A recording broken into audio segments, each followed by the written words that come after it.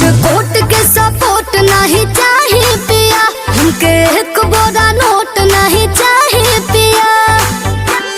हमारी बात सुना कि रोज कोट के सपोर्ट नहीं चाहिए पिया, हमके एक बोरा नोट नहीं चाहिए पिया।